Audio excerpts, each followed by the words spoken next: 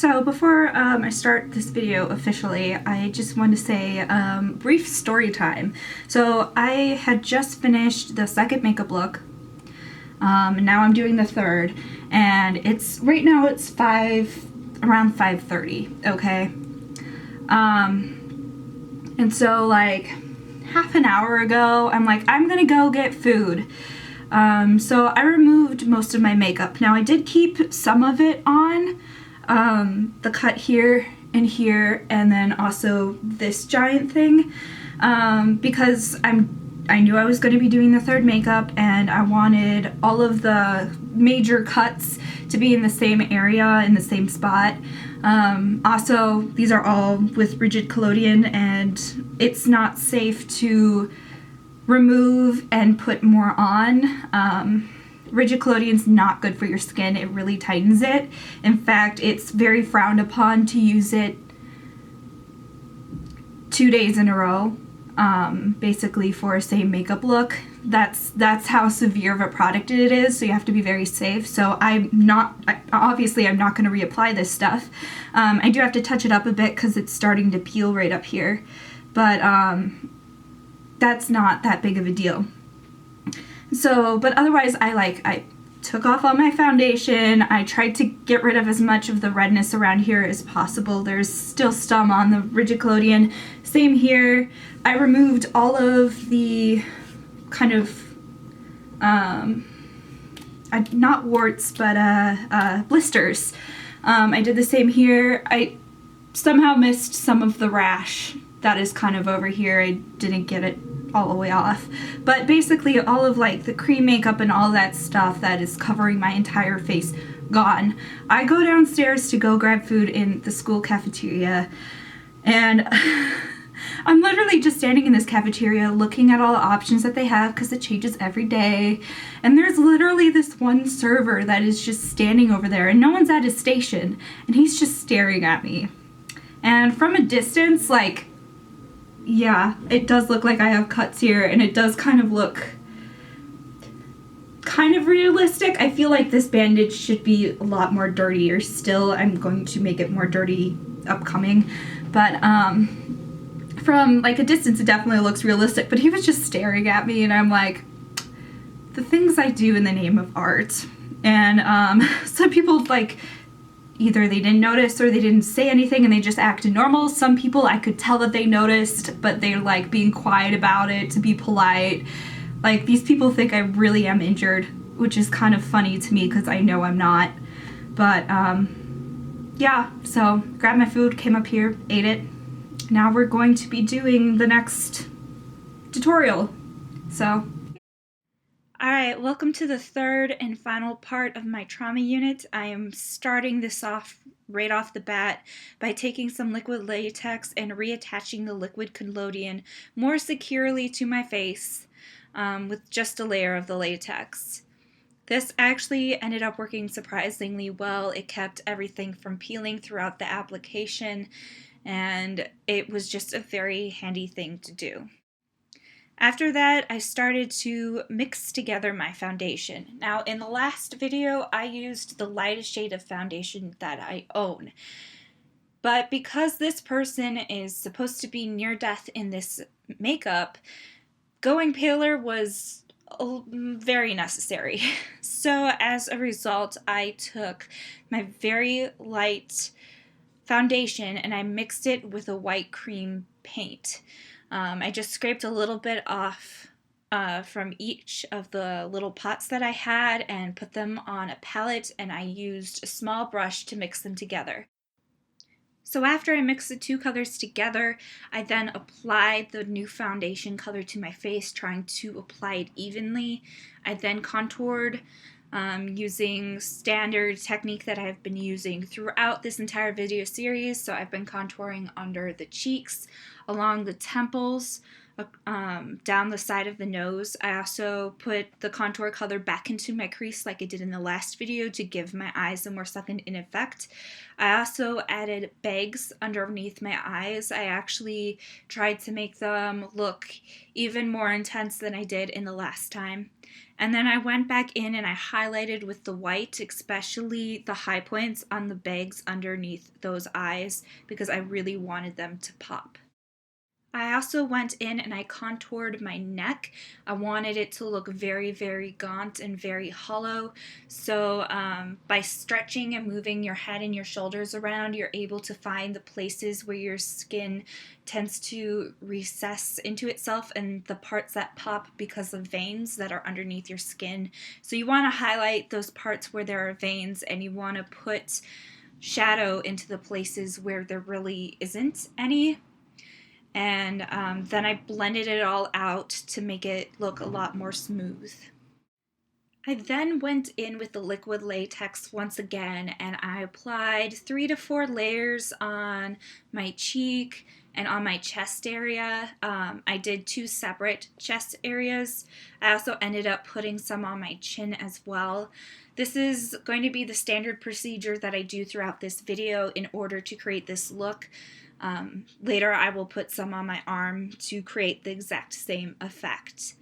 And then when everything is dry, I start to follow the same technique I did in the last video with creating the popped blisters. I took tweezers, I poked a hole in the liquid latex, I used my fingers and a palette knife to make the hole bigger until it was the size I want. And I put several holes into one section of liquid latex. All of them are varying sizes and shapes to create more variety and to make it look a lot more natural and a lot more effective.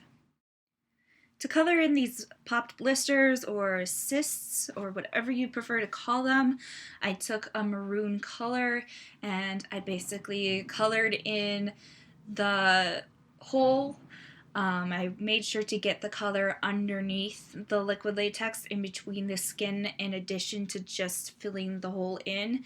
I then went in with a really dark maroon color and I put some of that paint where I thought the darkest area of that individual hole will be. So the location of the deepest part of the blister changes per blister to kind of make it more unique and to make it look a lot more natural. And I did this same process for every single blister that I put onto my skin. I used those exact same colors to go over the scratches on my face to make them darker and to give them depth, the exact same way that I would have done it in the past video and the video before that. And I think I may have even used a bit of black to create even more depth. This next part of the makeup is really cool and really fun, but it's also very time consuming to do in order to get it right. But at the end, it looked really well as a product. I reason that this person is very close to the end of their life, and usually when wounds aren't properly treated, there is some form of blood poisoning. Now, this isn't a realistic version of blood poisoning. Again, this is kind of a post-apocalyptic disease, so I am coming up with the symptoms, and I just knew that I wanted to see the veins be very infected and inflamed. So that's kind of what I went with, taking blood poisoning as kind of a jumping point. So what I did to draw in veins, I used 3 different colors. I used the maroon color, I used the dark maroon color, and I used black. Now, the lighter the color, the more it's going to appear to be under the skin. The darker the color, the more it's going to appear to be closer to the surface of the skin. What I did was, starting from a wound, I took a very fine detailed brush, which is probably the most important tool that you can use in this, and I dipped it in whichever color I preferred, and then I basically drew it how I would draw veins coming away from the wound. Veins are basically squiggly lines that just kind of branch off from each other and meet up with each other and kind of go all around. It's really helpful to use reference photos for this part. I know that I did. Another thing to make it look a lot more realistic is to kind of let the paint on the brush dissipate quite a lot and to still continue drawing the little lines branching off from the bigger arteries. letting the color kind of fade that way makes it more realistic rather than putting your brush back into the paint every single time you do it. It kind of gives that fading effect, and it's pretty cool. And to create the smaller veins, you just kind of branch them off from the bigger ones. It takes a lot of practice and it takes a lot of time doing it, but once when you get it, it ends up looking really, really cool, and you just have to be patient with this process. Now, I did this to basically everything. I put these veins on wherever there were cuts, and I also did it wherever there were openings in the skin, which means the blisters. I did find going over the liquid latex with the cream color to be slightly more difficult. It was a lot more finicky than drawing on my natural skin. But once again, with patience, you can kind of start to get it to look how you want it to look. I also, on my right arm, decided that I wanted the main veins that you can see on kind of the back or the underside of my arm to be colored in. And I actually started by following the thicker veins that I could already see and just painting over them, and then kind of going off and doing what I was doing with all the other wounds as well. I just wanted it to kind of be pounded in that this disease is spreading throughout the body. I also went back with the Mayron water activated paints and I dirtied the bandage even more. A lot of time has passed since we last seen our character. I'm going off of the fact that she hasn't had a chance to change out her bandage or hasn't found a new clean one. And so it's really disgusting and very grody. I'm using the exact same technique that I used in the last video where I take that water activated paints, I paint them onto the bandage, and then I dilute them down with water so that way all the cracks and crevices inside the bandage will be covered and colored.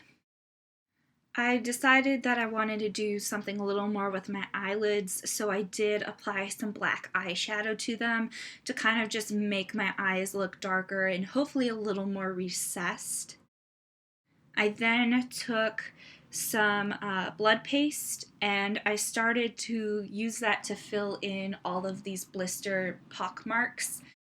These blisters are no longer filled with pus, they're filled with blood. This is the latest stage of the disease, and so it's going to be super gross and disgusting looking. I made sure to put some in between the latex and my skin to make it look like it has been oozing out and kind of still is, and it really created this very cool effect mixed with the cream paints. It looked absolutely amazing and disgusting at the same time.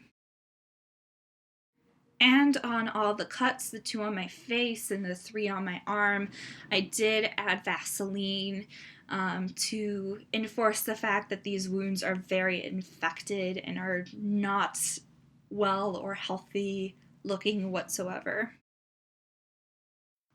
One of the last things I did looks really, really strange at first, but afterwards it creates this really cool effect, and it's actually practically the same effect that I did in the last video, but just a little different. I took a liquid to matte lipstick. It's a liquid lipstick, but it dries matte, and it's a pretty dark color, and I applied that all over to my lips. I then went and took the very light foundation color, and I pursed my lips, and I applied the foundation over the pursed lips.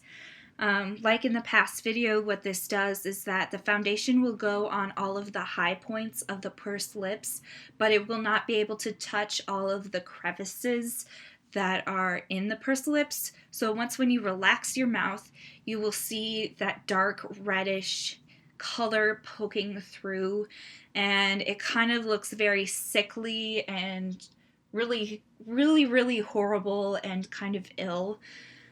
I played around with it a little more to make sure it blended in nicely with the skin around my mouth, and it actually ended up creating this really cool effect. You can tell by looking at this person that she is dying. And that is it. That is the last look of this trauma unit. I had a lot of fun working on these and designing them, and I'm very pleased with how they turned out. So, thanks!